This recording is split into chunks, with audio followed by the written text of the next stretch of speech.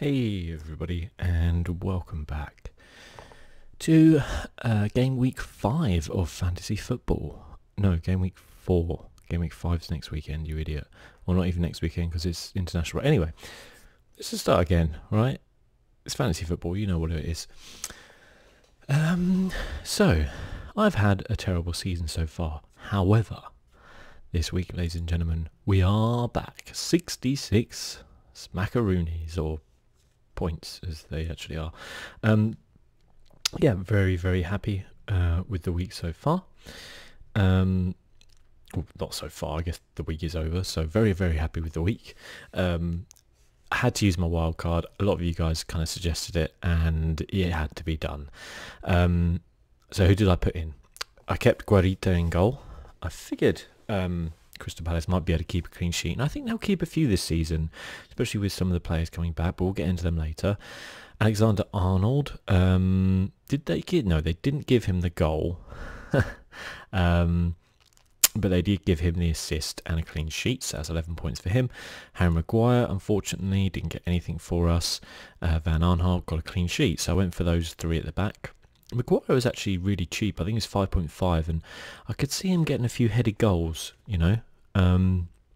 So I thought he might be a shout. However, I'm not sure how many clean sheets Man United are going to get to kind of compensate for that. So I don't know if I'll keep him. Midfield, I had to go for Salah and Sterling. They were both on fire. As it was, they just assisted, even though both their teams had good wins. Didn't get clean sheets either for the extra point, but, well, in fact, sorry, Sterling didn't assist or anything. He just got the clean sheet. But he was captain, which means he got 6, so that was disappointing. Everyone else in the Man City team seemed to score, apart from Sterling. Gomez is cheap, and I think he might get some assists, although he hasn't really done a lot, so I might look to move him on and see what happens. Cantwell had scored a goal, and he got a couple of assists in the game before, so I was like, this guy, you know, they're playing West Ham, maybe. He came very close to scoring. I'll give him that credit. Up front, we had Abraham, who got 2 goals. Brilliant. That's 4 goals in 2 games for him. Starting to look a little bit better. I'll give him a lot of confidence. I will point out, as I said last week, I don't think he is quite at an elite level yet, like a Premier League level. He did score both, you know, those 4 goals against 2 ex-championship sides. So, you know, don't want to be rude to him, because at the end of the day, he had some really good finishes. But it's a long season, and you know, we'll see how he goes. Jimenez got a goal against Everton as well, and Haller got a goal and a clean sheet. I don't think strikers got points as clean sheets, but anyway, he got a goal against Norwich, as I thought he would. He's looking pretty good. So yeah, overall pretty good week. I think 66 points propelled me up the rankings a little bit, which is nice to see, because honestly, I've never had as bad a start as I did. But that's okay. If we have a look at the Plays League, I am third bottom. Although this week, what do we have? Oh, we have an 81 this week. 84. Yeah, 84 is the highest. So the 81, we'll just have a look at that quickly. Well done to Matthew Potts, Van Dijk, captain, nice. De Bruyne, Aubameyang, Richarlison, yeah, like it. Yeah, very good. And then the 84 we had, which is Christopher.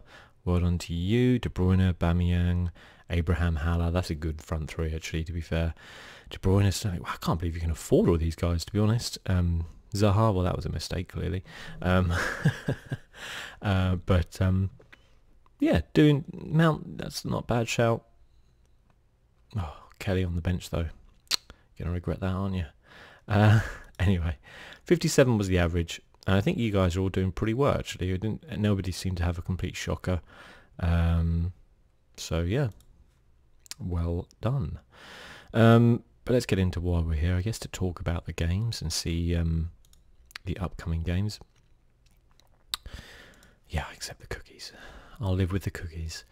If only there were actual cookies. We'll go through the table at the end, actually. Well, yes, fine cookies. Let's just go through here. So we had we'll go through like this way, I guess. So Southampton against Man United, 1-1. Man United, what can you say about them? It seems so long ago they beat Chelsea 4-0, doesn't it? I mean, everyone was saying there, don't get carried away. There are danger signs here. There's an issue here. But you didn't think that Man United would probably be this bad, to be fair. I don't rate Southampton at all. I'll be honest. I don't think they've had a very good start to the season. They did get a win last time against Brighton, which was very good, although Brighton were down to 10 fairly early. But otherwise, I don't think they've looked that good. I think they might just about scrape safety this season. I think there could be teams worse than them down there. But I don't think they've looked that good. And the fact that they were down to 10 men from the 73rd minute is shocking, that Man United could not win this game. Daniel James scored an absolute cracker of a goal, really good finish, and I thought it was a really nice team move from Man United. This sort of thing that you kind of expect from them. There was some good kind of zippy passes, went into Daniel James on the kind of left side of the area. There was like an overlapping run. I forget who it was now. I think it was Ashley Young actually, and you know Daniel James kind of cut onto his right foot and just leathered it in. And I was like, that's a cracking goal. Man United should be doing more of that, but they just didn't. They had shots and on target, and they had lots of shots and stuff like that, but there was just no finishing there, was there, really? And when you kind of look and you say, you just sold Lukaku to Inter Milan for like 70 odd million, because, we would never know the reason, whether it was because he just didn't fit into their plans, or whether because there was some sort of falling out, or whatever the reason was. You can't help but feel like if Lukaku was on, and I'm not saying Lukaku is like the greatest striker, but what he is a proven Premier League striker who has, another way Kevin Danzo doesn't have a photo. He's a proven Premier League striker who has scored a lot of goals. He is a finisher, like he really does finish. And people talk about his record against like the top six, but this is where he does his business. Strong, powerful. He gets goals. I just find it crazy that they would sell him with no alternative. If they were like, okay, we're going to sell him and get, somebody else in, for a similar amount or something like that, fair enough. Or if they had an overabundance of strikers, if they were like, we just can't rotate all of these guys, fair enough. But they just don't have anyone, do they, really? You've got Rashford, Martial and Mason Greenwood. I mean, Mason Greenwood might well be a great player, but he's very young. He's yet to score a goal for the club at a senior level. I don't know if he's even made a start. I think he's made one start, for Man United. Maybe a couple. Maybe I'm being harsh on him in the league. But he clearly isn't, ready. I mean, he just isn't. So, oh God, we got to scroll all the way back down. There we go. Marcus Rashford, there's questions about him. His highest goal tally is 10. He's young, yeah, but, he's 21. But I feel like Lukaku at 21 was scoring more goals than that, if that makes sense. I like Rashford. I think he's a very good player. I think he, players get turned on, don't they, sometimes, especially young players, when they've had a little while and maybe they haven't quite lived up to that potential that people kind of talk about with them. I don't think that's necessarily Rashford's fault, because he's had chopped and changed of managers. Like, I think if Rashford was at like Liverpool or Man City, he'd be having a much better time. I think you'd see a lot more from him, because I think they're more stable clubs. They have more philosophy of what they're doing. Man United are just all over the shop. He's had what? So think of the managers he'd have. He's had Louis van Gaal. He's had Ryan Giggs kind of came in. Then he had Mourinho. Now he's got Ole Gunnar. You think about it. All those managers have very different philosophies, very different things they want him to do. It must be hard for a player to develop like that and come through. So I think Rashford's a good player, and I think he does get some undue criticism. However, I will say that him, Martial and Mason Greenwood that's not good enough. If you want to challenge for the top 4, let alone the top 6, which I don't even think they can get top 6 this season, that is not good enough in terms of goals. You're asking him to score 15 to 20, Martial to score 15 to 20, and Greenwood to chip in with maybe 5 to 10. I can't see that happening from them. They don't have a particularly high scoring midfielder. Maybe Daniel James will be that guy, who knows. He has scored a couple in 2 games. Pogba has fits and spurts where you're like, he looks great, and then the next minute he doesn't look like he's trying, or the next minute he keeps giving possession away because he keeps trying to do things himself. Doesn't really seem to know what he's doing. I think the problem with Pogba, I'm no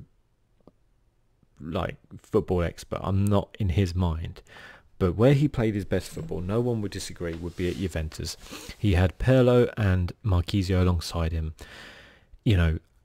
People, if you're a kind of young midfielder, they're the guys you want to be playing with. There's so much experience with those two, positioning wise, everything. They'll make up for your mistakes a little bit, and allow you a bit more freedom to do what you want to do, because they're there. That's their safety. When he's playing alongside Scott McTominay, Daniel James, Andreas Pereira, sure, Mata was on there, but Mata's obviously more of a wide attacking player, or number 10.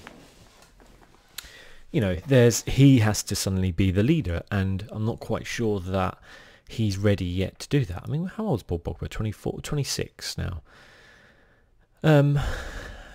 Yeah, 13 goals last season though. That's not actually terrible for him. I still think he's a good player. I wouldn't have him at my club personally if I was a manager, because I don't think he's disciplined enough, positionally wise. I think he gives the ball away too much, and I worry about how disruptive he is in a dressing room.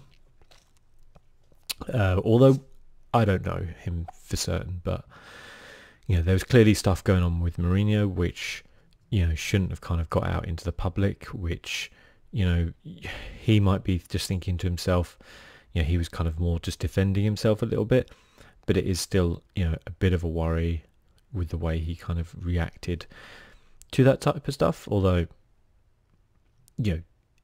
it's obviously hard nowadays with the social media kind of side of things. But yeah, bottom line is Man United were not good enough to win this game. They didn't win this game. It leaves them 8th.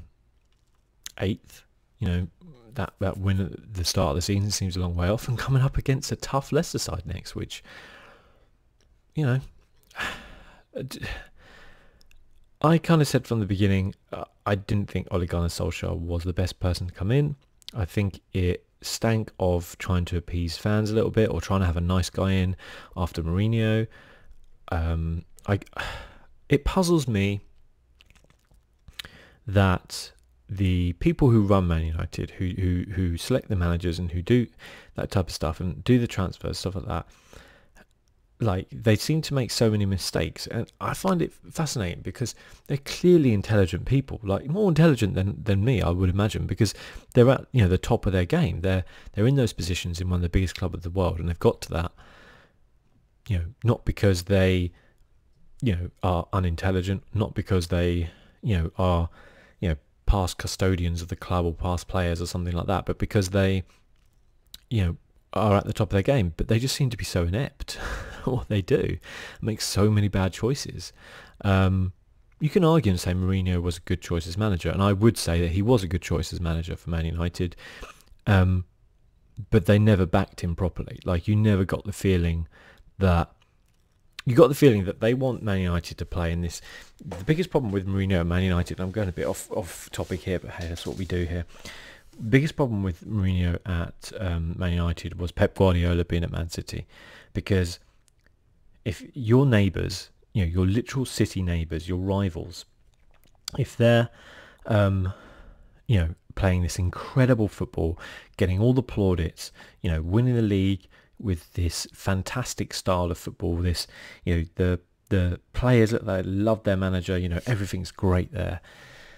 If they're doing that and you're playing the Mourinho style next door, and it's just you're only looking over the fence with envy, aren't you, really? And Mourinho was never going to last in that, because Mourinho works by this kind of like siege mentality, them against us, and it doesn't really work at Man United because they're more interested in a way of being this brand, of their perception and how they're seen throughout the world by sponsors and fans and things like that. And if you're playing this kind of like, defensive, almost siege mentality style football, the battle tortoise that is Mourinho, while your neighbours next door are playing this sexy football, inspired by the Barcelona teams that everyone loves so much, with this very charismatic manager, it just was the end for Mourinho, wasn't it, really? In a similar way that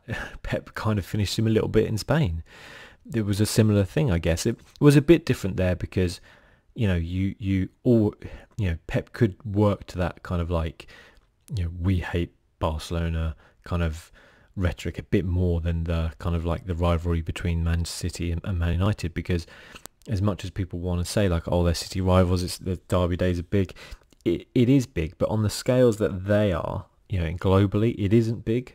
It isn't a big derby because it isn't a North London derby, it isn't a Merseyside derby, it isn't Newcastle Sunderland, because as horrible as it sounds, most Manchester supports City and always did. Man United had a lot of fans outside of City. Yeah, they can still fill the stadium with Manchester fans, things like that, but it doesn't feel like there's that rivalry that we saw this weekend between Tottenham and Arsenal, really. So where did Man United go from here, really? For me, all I can see is probably within a couple of games, Man United will be looking for a new manager. That's how I feel. I just don't think Solskjaer stood a chance, really. I don't think they backed him in the transfer market. Maguire and Wan-Bissaka, good defenders to bring in. The rest of the team, it's not good enough. They needed to spend a lot of money because they had a lot of players who were not producing the goods. They needed a striker to come in. If you were going to sell Lukaku, you had to get a striker in. Like, it's madness. Crystal Palace had so many bids for Wilf Zaha that they turned down because, firstly, they wanted to get the value for him, but secondly, they're like, we need the time to be able to buy a replacement for this guy, and we don't have it. And the other thing that Crystal Palace did is, they needed a striker and a right back, but they didn't buy one.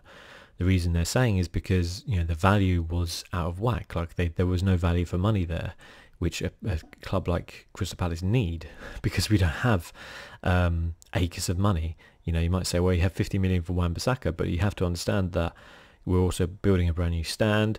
We have other things we have to pay. We don't make as much income from sponsors or match days as a club like Man United, and yet Man United are there spending as much money as well, not as much money as Crystal Palace, but from a net point of view, not really spending that much money. Which first full season for Solskjaer, just seems clear that they're not confident in him and they're not really backing him. He's kind of saying like, oh, we're going to do this with the kids or whatever, but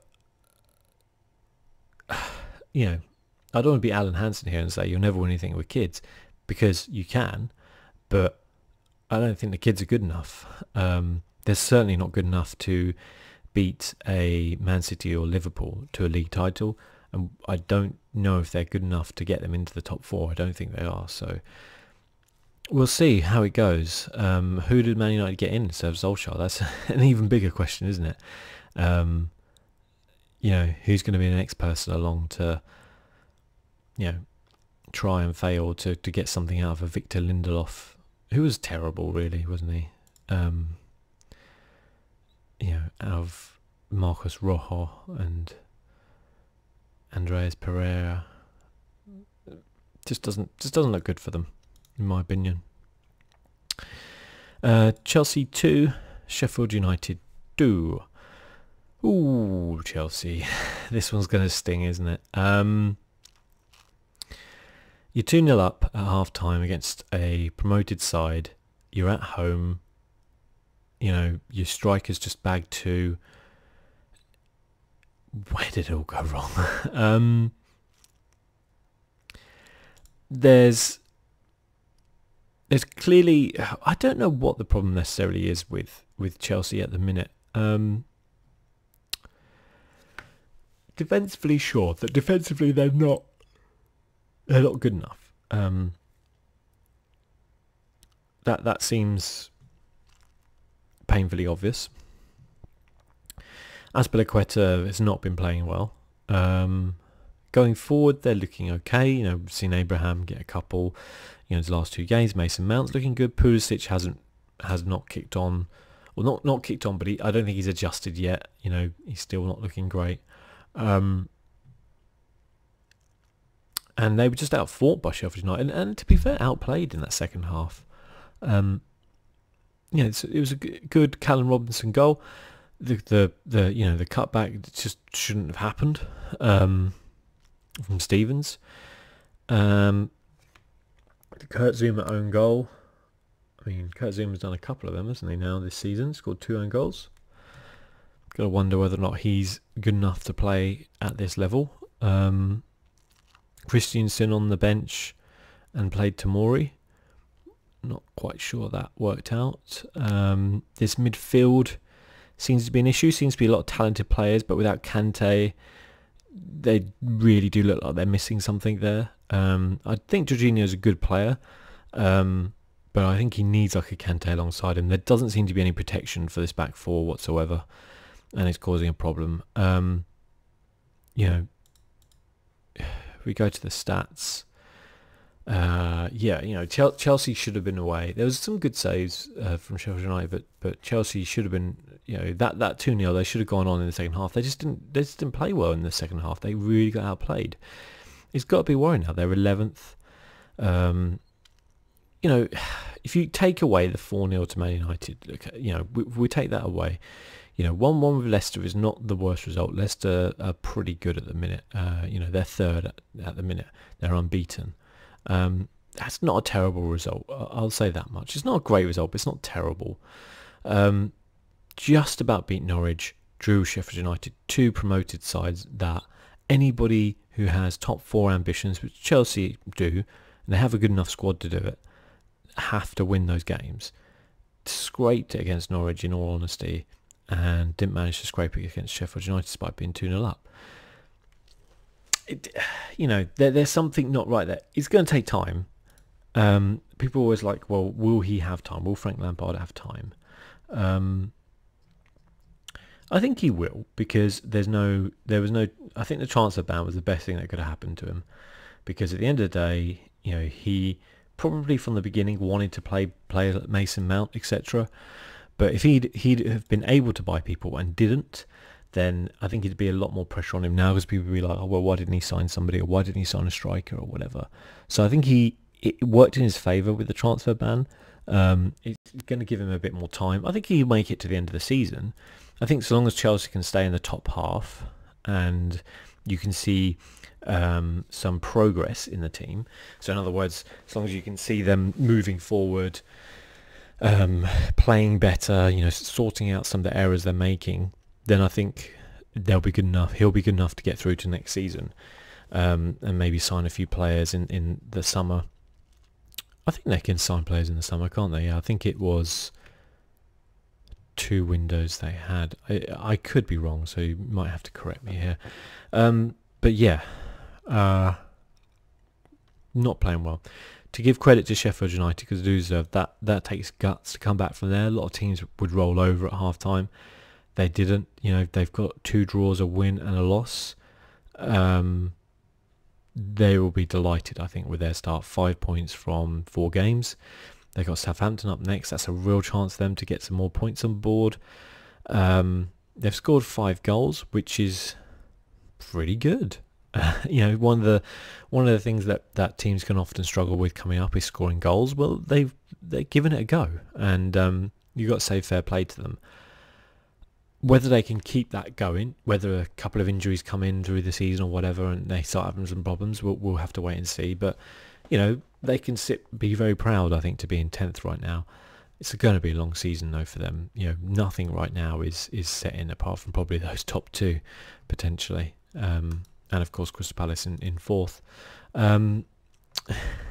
If only. Speaking of Crystal Palace, Crystal Palace versus Aston Villa 1-0. Jordan Ayew, best striker in the league by a long way.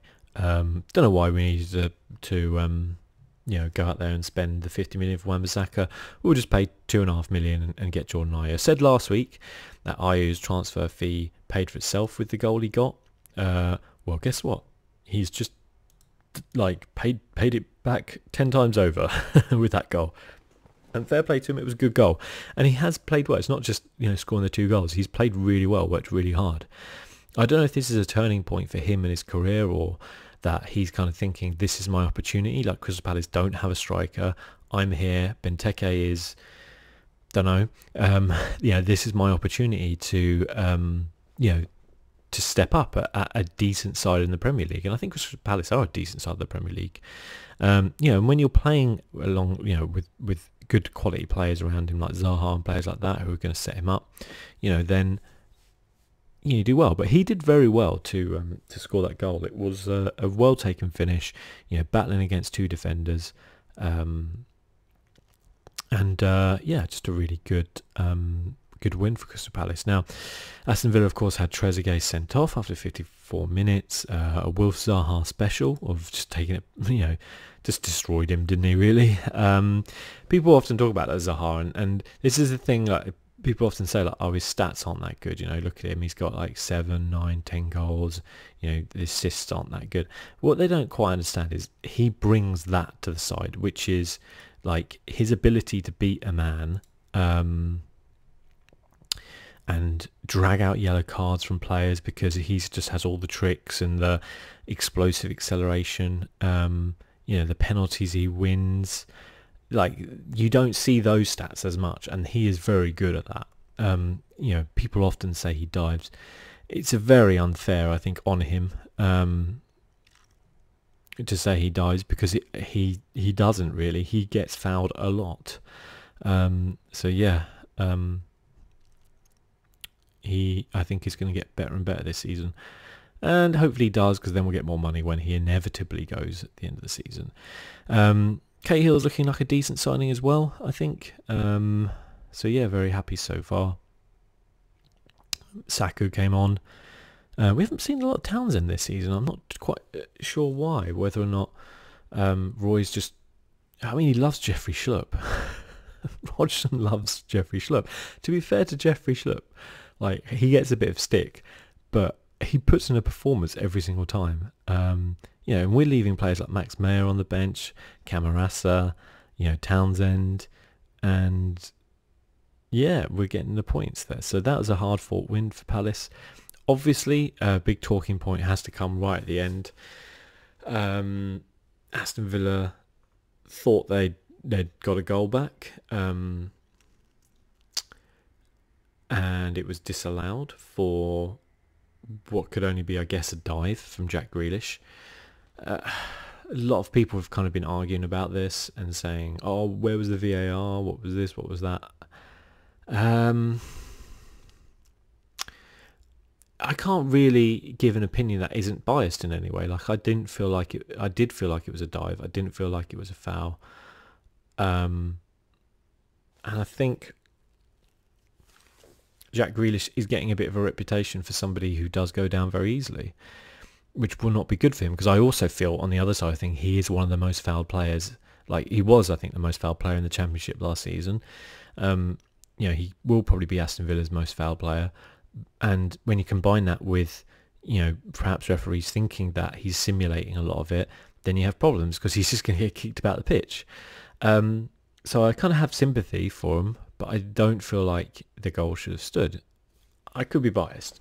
People are saying, oh, VAR will only come in if they feel the referee has made a incorrect decision.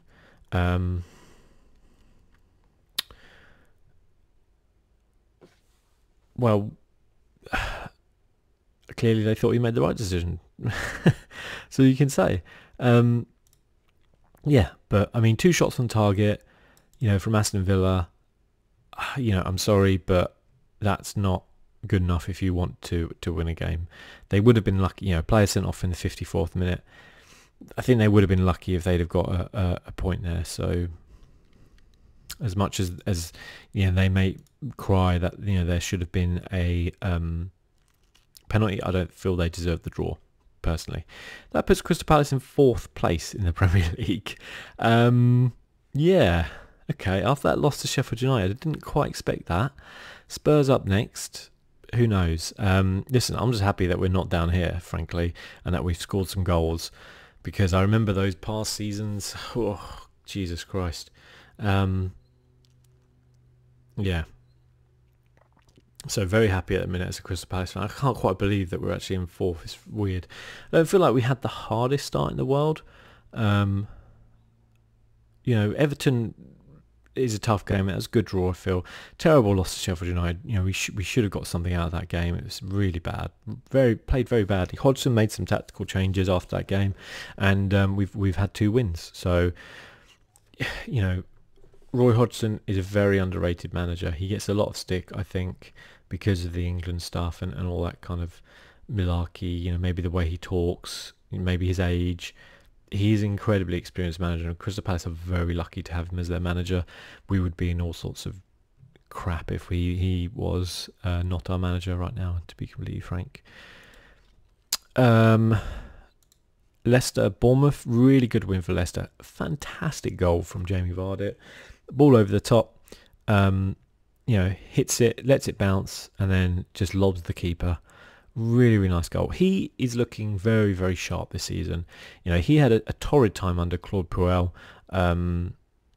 who was just not playing to his strengths. He was still doing his best, I think. He's always been a player who you know is going to give 100%.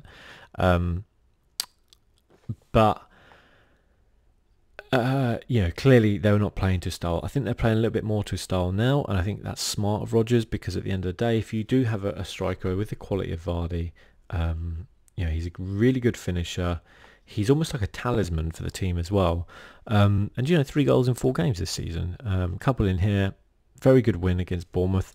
I feel like Bournemouth struggling a little bit. They had that win against Villa, which was pretty tight. They lost to City, which most teams will lose to City, to be fair. But this one will hurt them, I think. They've got Everton up next at home. That's a tough game. Eddie Howe always manages to kind of pull it out, doesn't he? Will his luck change this season? I don't know.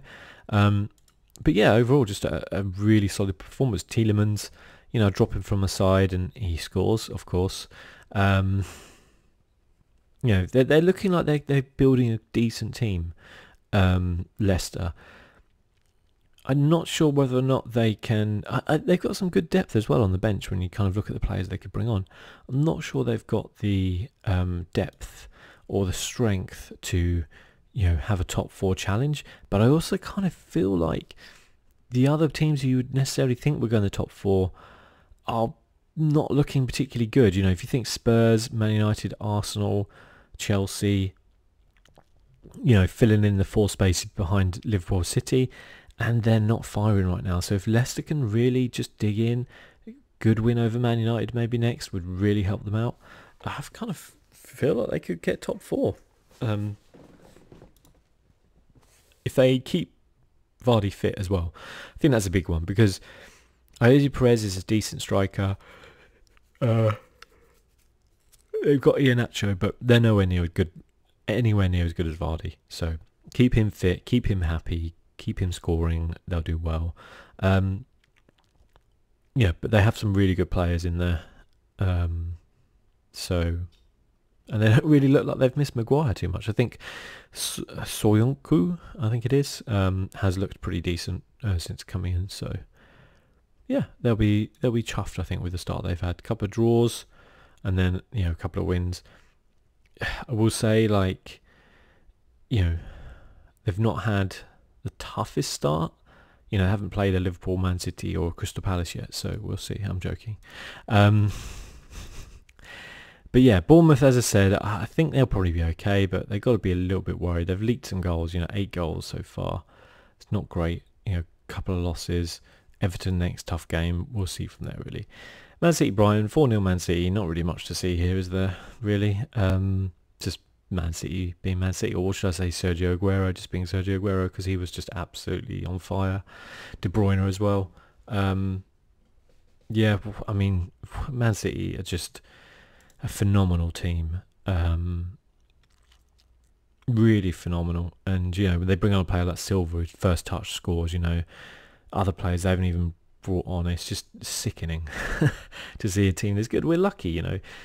As you look at it, don't look at it as, you know, whatever team you support, but think about this era now of, like, I think about personally, like, being so happy that I've lived through the era of Ronaldo and Messi, because I'm not sure we'll see the likes of them, you know, come through before. And seeing some of those Messi goals, I don't want to say live, but, you know, like there in the moment where I'm watching it on TV, you know, same with Ronaldo, and to see how those players developed over the years. And I'm not just going to look back at like old videos of Pele or someone like that and be like, wow, he looks so good, but actually watching them through whole games and things like that.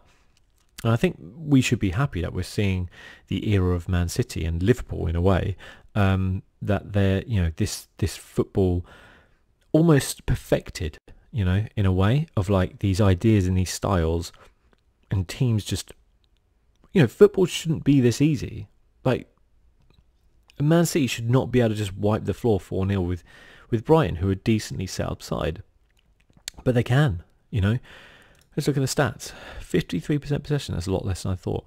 A lot of passes, you know, those shots on target. It's just ruthless team. Absolutely ruthless, and so much talent. And whatever you want to say about they brought it or whatever, teams have brought players for years and years and years. And at the end of the day, it doesn't guarantee you success.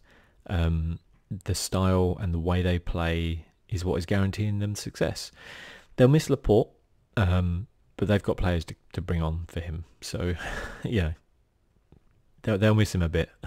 He was pretty much never present last season, I think. Played 35 times, yeah, one sub appearance. So they will miss him. I think he'll be out for a while. But they are just ruthless, you know. So we'll see. Are they going to concentrate on the Champions League? That's, you know, that's the one they want. I don't know, but it's scary almost, isn't it? And Brighton, a couple of losses. You know, Southampton one you can kind of understand, down to 10 men, but playing Burnley next, and you think they got to get something out there to get their season kind of like going again, because if they lose that one again, then, you know, they're perilously close to the you know, they're 1 point off the drop zone right now. So yeah, you know, they were unlucky last game. This one they were just totally outplayed. We'll see where they go from there. Newcastle 1, Watford 1. Not the most spectacular of games ever, I guess. Watford scoring really early. With Newcastle kind of getting back into it. People saying that it shouldn't have been a goal because of the handball or something like that. I don't know. But we always will have like these discussions on, should this have stood? How would that affect the game? You know, VAR was never going to be able to sort that out. Never. Because people will always have these discussions about this, and whether it was a clear and obvious foul to, oh, you know, in this phase of play, you know, someone got injured or not injured, or just whatever it is, you know, if someone got fouled here, it's just totally ridiculous. You know, results are the results. One team plays better than the other, they win the game generally, unless there's a little bit of luck involved. That's why we love football, because sometimes it doesn't always work that way.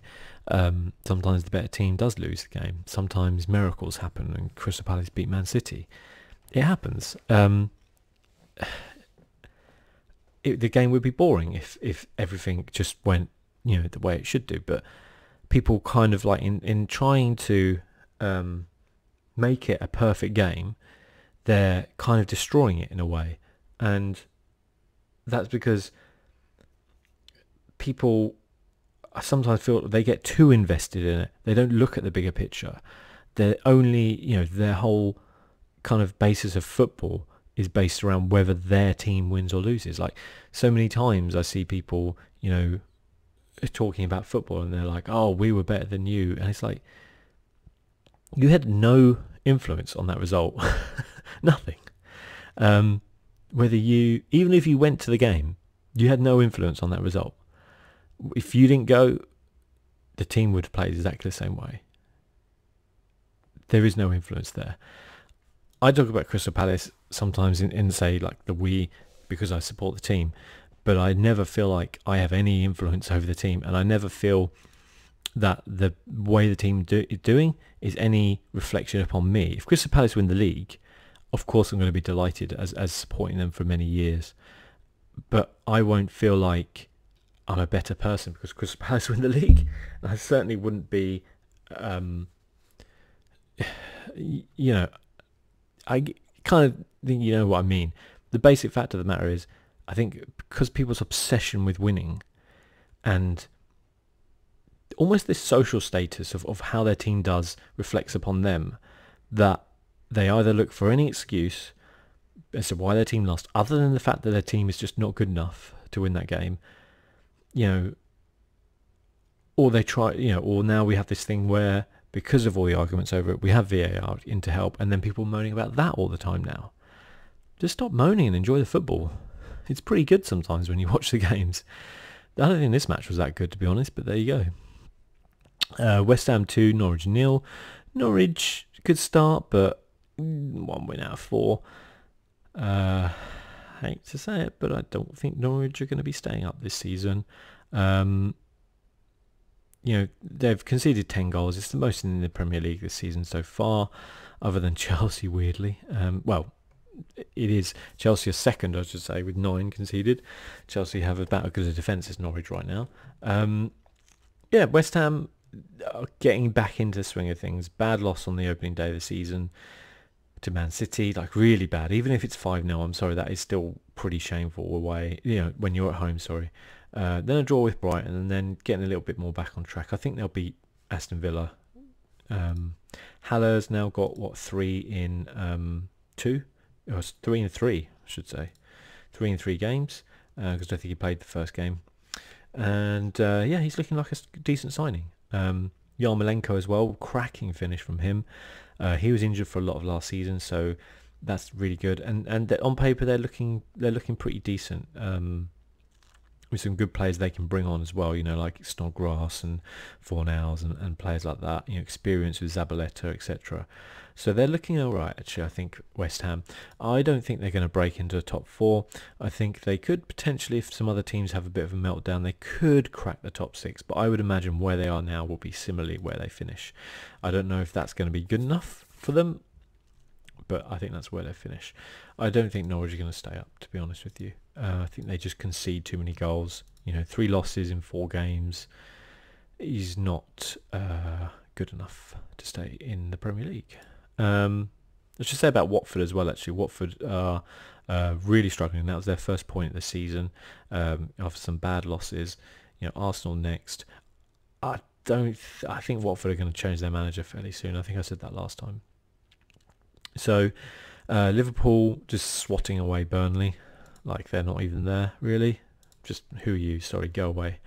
3-0 win. Everything seemed rosy, other than there was a bit of some issues, shall we say, with Mane and Salah. Mane seemingly unhappy that Salah didn't pass to him when he was in a really good position. Salah's a greedy player. Like, in defence of Salah, I'll say this, like, I think Jurgen Klopp was kind of saying that, like, he's told Salah to be more greedy, like he's told him to have more faith in his ability. And Salah was the top goal scorer in the Premier League, you know, the season before last, with 32 goals because he was greedy as hell. He scored 22.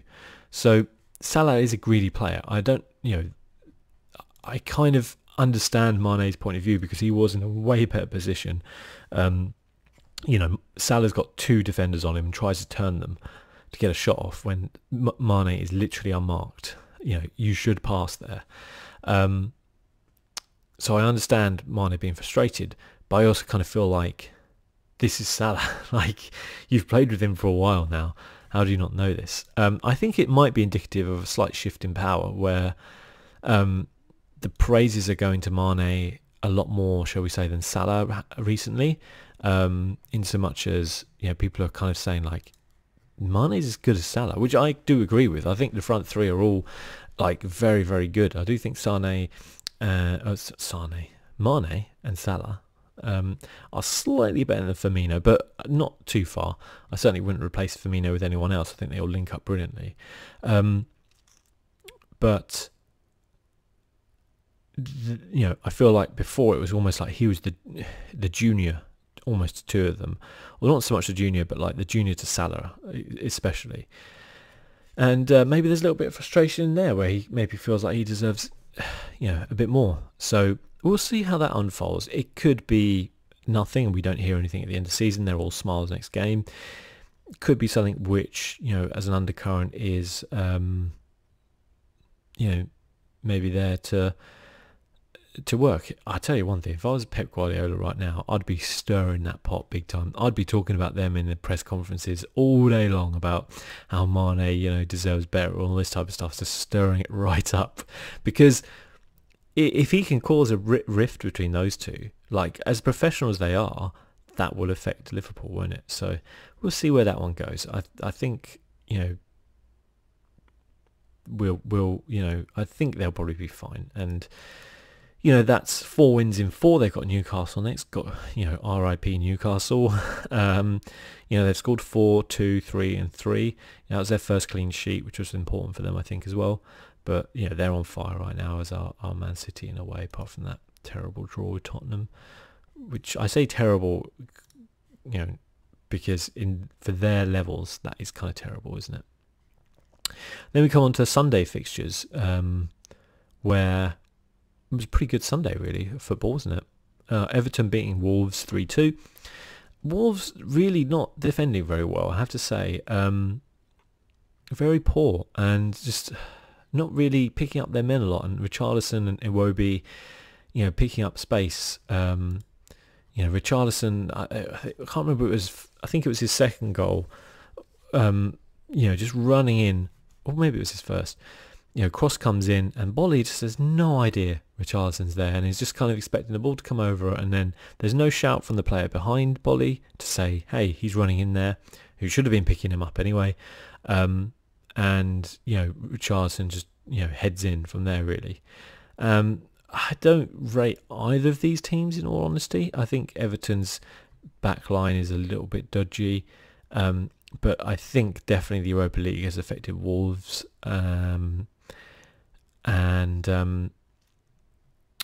I think if Everton can get Moise Kean firing, they're looking good, because this is a pretty decent midfield, actually. It's a very decent midfield, to be fair. Delph looked brilliant. I think he was a really good signing. I think I said that at the beginning in my preview, that I really highly rate Fabian Delph. I think he's a very good midfielder who is criminally underrated at Man City. Richarlison, we know, will get in amongst the goals. Iwobi, this is his time to shine, isn't it? Who's almost kind of like a bit part player at Arsenal, never really quite fitted in. Gomez is just a quality ball player, and Sigurdsson, we know, is just, has a lethal foot, basically. So that's a really quality midfield, and if they can get Ken firing, then they're sixth now. They can push on. Terrible loss to Aston Villa, and that's what I feel like Everton's problem is. Like, there's a consistency they're not hitting. They've got to go on a run and score some goals. 4 goals and conceded 4 is not looking good, but if they can use this to kind of push on, Richarlison and Iwobi getting some confidence, then we'll see. As for Wolves, they're all the way down in 17th without a win this season, playing Chelsea next. Lots of draws. I do feel like they've definitely got the Europa League hangover. I think they'll be okay this season, but I mean, it depends. I think their best bet is to focus on the Europa League, to be honest with you. Stay in the Premier League, focus on the Europa League. Who knows where you can get in that. Who knows? But I'd be a little bit worried as a Wolves fan, personally, because they had a terrible start. Arsenal Spurs, North London derby, first big derby of the season. 2-2. Half time, Spurs are 2-1 up. Arsenal came back into it. This was the biggest shit show of defending I've ever seen in my life. Like, absolutely shocking from both teams, really. The first goal, what was Leno doing? I mean, I feel like, I don't think Leno's a bad goalkeeper. I actually think he's a very good goalkeeper. And I feel like if he had that shot come into him, like 99 times out of 100, he wouldn't have spilled it like that. But he did spill it like that. And Eriksen did just pop up and kick it into an empty net. And it was shocking. The penalty is a penalty all day long. Arsenal's defending is so bad. Like, they're really bad. Like, I feel like with Arsenal, they have a good goalkeeper. Guendouzi played a great game. Has looked really good this season. Great assist. Striking lineup looks phenomenal. But the rest of the team is just utter shit. And I don't know what they can do about that, really. It's a weird one. Mkhitaryan's not there anymore, is he? I think he's gone to Roma. Yeah, really weird one there. Granit Xhaka, I don't even think he's good enough to play for any team in the Premier League, let alone Arsenal. He is absolutely horrific. Yeah, weird. Really, really weird. And really, Spurs, in some ways, their defending was just as... Actually, to be fair to Spurs, I don't think their defending was as bad. Lacazette's goal was brilliant. Like, Lacazette, I think, is such an underrated striker in a weird way, because he would be playing, in my opinion, like up front, starting for pretty much any team in the Premier League, week in, week out, barring maybe Man City and Liverpool, but even then he'd have a shout for it. Like, he's world class, and yet he does not play more as well as he should. Like, he doesn't play as often as he should do, because they don't really like to play him and Aubameyang. Well, just this is a terrifying front lineup. Just play him, for God's sake. It was a brilliant goal, really good control, and then just lashing it in. Great goal from Aubameyang, from a really good ball from Guendouzi. And you look at Arsenal going forward and you're like, yeah, really good. But their defending is comical. Like, it's absolutely comical. It's kamikaze-esque. And unless they sort that out, unless Unai Emery can sort out that defending, I'm sorry, they are never going to achieve anything. Like, that front three, can be as good as you like, but they are never going to get higher than fifth if they defend like that.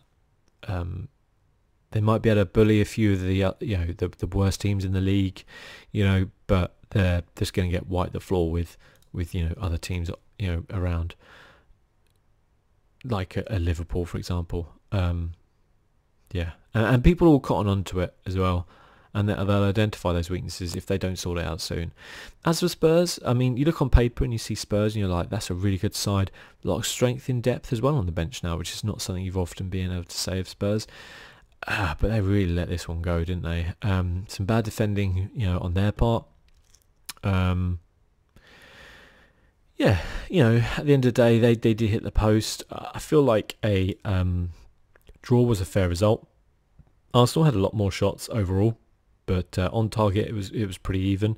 Some very good saves coming from Lloris, I will say that much. Leno also did a few good saves. One from Son kind of stands out.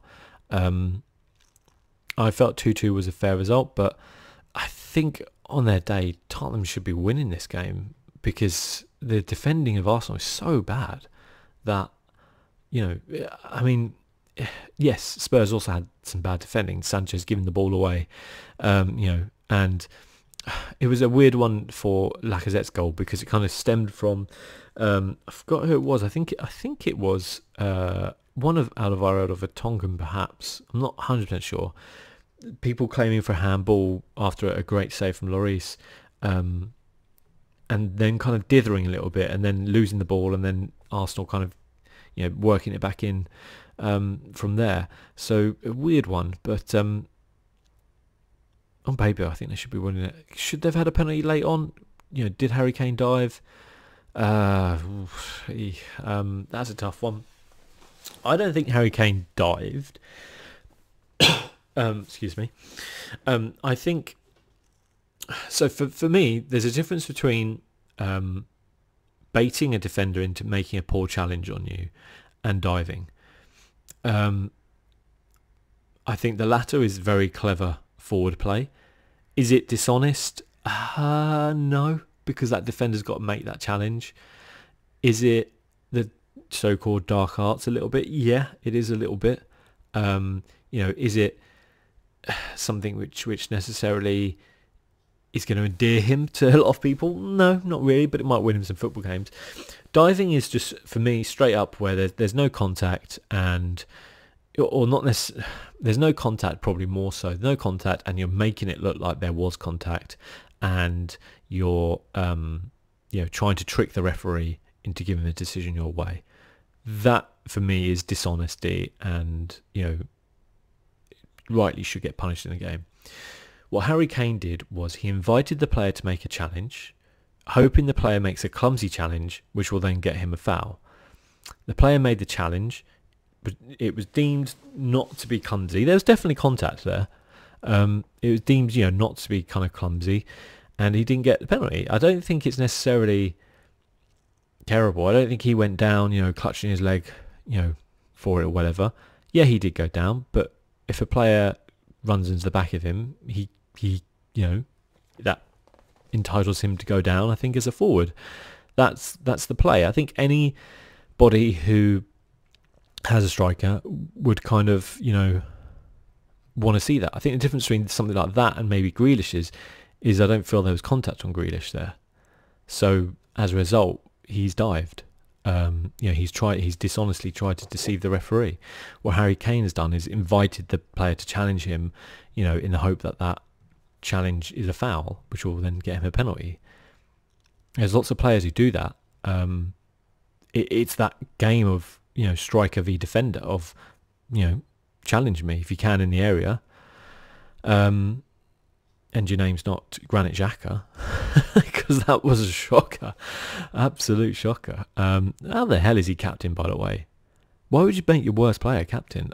I mean, I had to give it to Guendouzi at this rate. No, give it to, I don't even know, but just Arsenal. How are you fifth? I don't even know.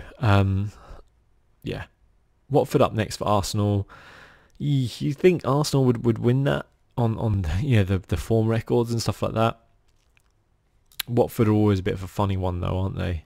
They can play to people's weaknesses, as in they can exploit the weaknesses of their opposition quite well. So we'll see what comes from that, really. Yeah, so I guess we will take a break for a week because there's going to be international football coming up. When we come back, we're going to have Liverpool-Newcastle. Traditionally, they've been very entertaining games, but I just think that's going to be a whitewash from Liverpool there. Brighton-Burnley, probably the most inspiring game of the weekend. Man United-Leicester is actually pretty fascinating because I think Leicester will win that game. So that will be fascinating. Sheffield United-Southampton is actually quite interesting because I feel like both these sides really need that win. Sheffield United have had a good start and I think they could beat Southampton. Spurs-Palace, that would be interesting in so much as, we've had some good results in the past against Spurs, but we've also had some bad results. So we'll see what kind of comes from that. Spurs, I think, will be very buoyed by the fact that, Eriksen's still going to be with them when there was lots of rumours he wasn't going to be there, and clearly he is one of their best players. And Vertonghen as well, I guess, has kind of stayed with them, so that's good. Wolves-Chelsea should be pretty awesome, I think. Both those sides really need to get something out of that game. Norwich-Man City, I can't see anything other than Man City win there, right? Bournemouth-Everton,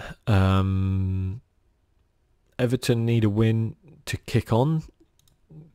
Bournemouth need a win to save themselves from the relegation zone. Watford-Arsenal, again, Watford really need something from that game. They really need to start getting some points because otherwise they're going to be in serious trouble. And Arsenal should be winning that game when you think about it. So bit of pressure on them, I guess. Then Aston Villa-West Ham. I can't look past a West Ham win for that, but sometimes West Ham can be pretty self-destructive on that one.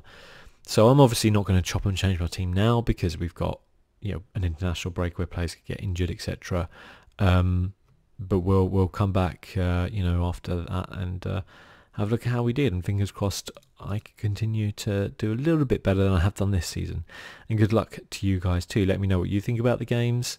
I look forward to hearing from you. See you soon. Bye bye.